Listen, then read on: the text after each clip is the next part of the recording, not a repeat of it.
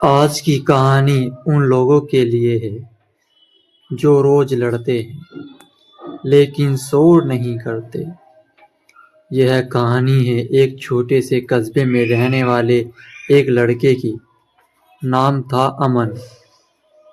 अमन कोई बहुत बड़ा सपना नहीं देखता था। वह बस अपने माँ बाप को मुस्कुराते हुए देखना चाहता था।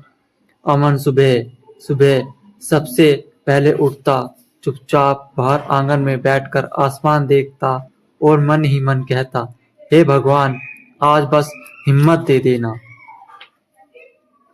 उसके पास महंगा मोबाइल नहीं था, ना ही बड़ी गाड़ी थी और ना ही इतने बड़े दोस्त थे।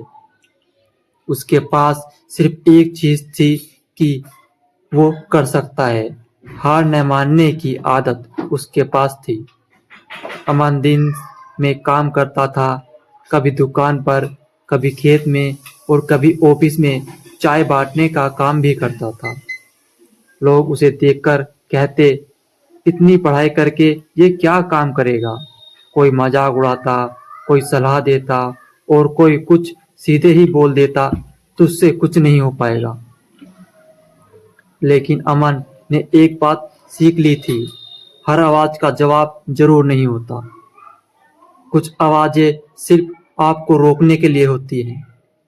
रात को जब पूरा गांव सो जाता था, तब अमन की असली दुनिया शुरू होती थी।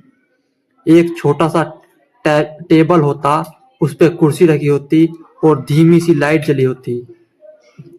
अमन पढ़ता और किसी के बारे में ना सोचते हुए अपने लक्ष्य की ओर बढ़ता जाता था।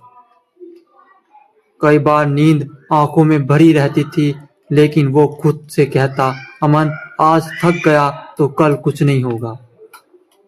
एक दिन उसकी माँ ने धीरे से पूछा, बेटा, इतनी मेहनत क्यों करता है? अमन मुस्कुराया और बोला, माँ, मैं तुम्हारी चुप चिंता को समझता हूँ। मुस्कान में बदलना चाहता हूँ। समय बीतता गया। एक दिन अमन एक इंटरव्यू देने गया। कमरा बड़ा था, लोग बड़े थे, सवाल भी बहुत बड़े थे। लेकिन अमन के अंदर एक चीज सबसे बड़ी थी, उसका संघर्ष। जब उससे पूछा गया, तुम्हें क्यों रखे हम? अमन ने कोई भारी डायलॉग नहीं बोला, बस इतना कहा, सर, मैं कहना चाहता हूँ कि मैं हारने का बहाना नहीं ढूंढता, मैं सीखने का तरीका ढूंढता हूँ। कमरे में कुछ सेकंड के लिए खामोशी सी छा गई। कुछ दिन बाद अमन के फोन पर एक कॉल आई और बोला, कॉन्ग्रेचुलेशन, यू आर सिलेक्टेड। अमन कुछ नहीं बोल सका। उसकी आंखें भर आई। वो सीधा घर भागा, माँ, मैं सिलेक्ट हो गया। अमन ने कुछ नहीं कहा, बस माँ के हाथ में फोन पकड़ा दिया।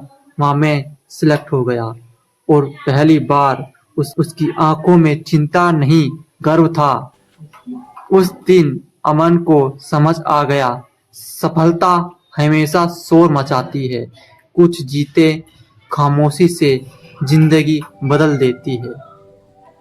दोस्तों, अगर आज आपकी हालत आपके सपनों जैसी है, तो याद रखना, हालत बदलने में वक्त लगता है, लेकिन नियत बदलने में सिर्फ एक फैसला। यह जय श्री राम।